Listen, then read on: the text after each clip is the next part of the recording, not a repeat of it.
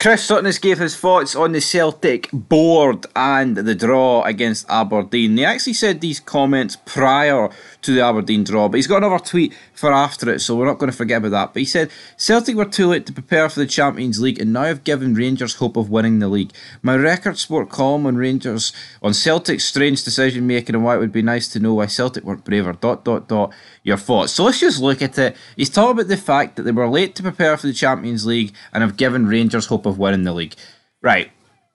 I don't think, obviously, there's not a team in world football, right, that's had like a perfect transfer window. Apart from like PSG a couple of years ago, where they literally signed like the top 10 players in the world. If you remember, like Messi, Ramos, Donnarumma, Wijnaldum, I think there was a few other people. I say top 10 players in the world, right? We over exaggeration, but more often than not, you could definitely sign more players than not, right? No one can deny that. But regardless of Celtic's transfer window, at the end of September, don't know how many times I need to say this, the league was wrapped up, man. The league was absolutely done. The Rangers were done. Beale had sunk us. I conceded the league when we get beat at Ibrox in the Old Firm. So when Aberdeen came to town and pumped Rangers 3-1, and rightfully so because we were mince, I said it was over.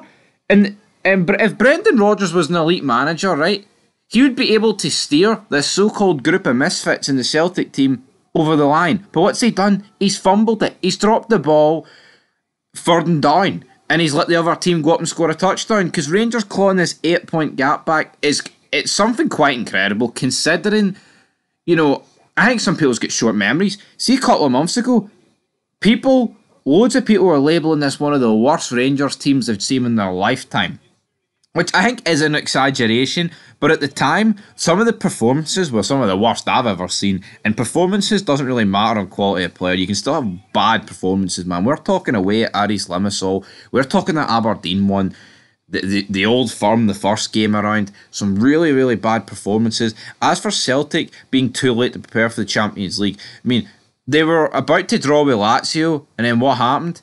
Cameron Carter-Vickers, the best defender in the league, fucked up and gave a goal away. So much is being emphasised on the Celtic board when the reality is Brendan Rodgers is mince and the go-to players this season have dropped the ball, like Kyogo and co. And this is Chris Sutton after the game, which of course was 1-1. He said, great advert that for the Scottish game. Tremendous second half performance for Aberdeen, who really gave it a go against Celtic. Celtic's failure to bring in a left-back summed up when Bernabeu was hooked in the second half. Failed to prepare to fail. Title race is on. I think the title race was always on.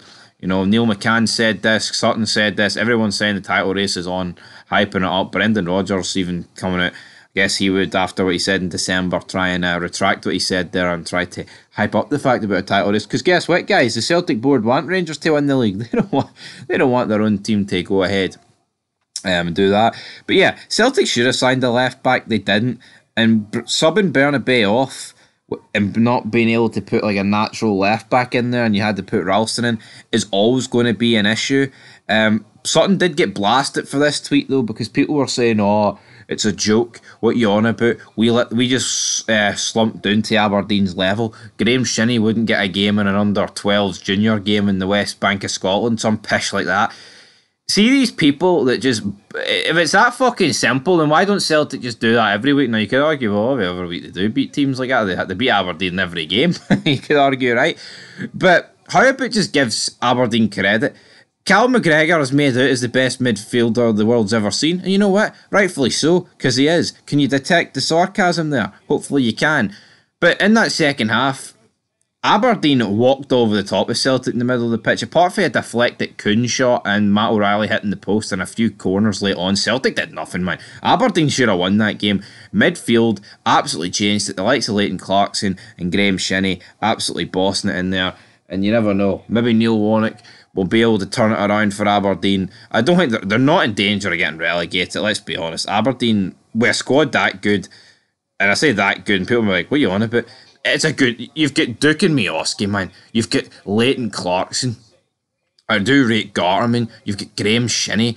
Need I go on? That's a team that's far too good to get relegated for the Scottish Premiership. Neil Warnock, yeah, we bashed him last night saying that he's a bit of a dinosaur, but here, even old dinosaurs are right twice a day. In that case, who wants to buy a Rex for Toy Story clock? Till next time, peace.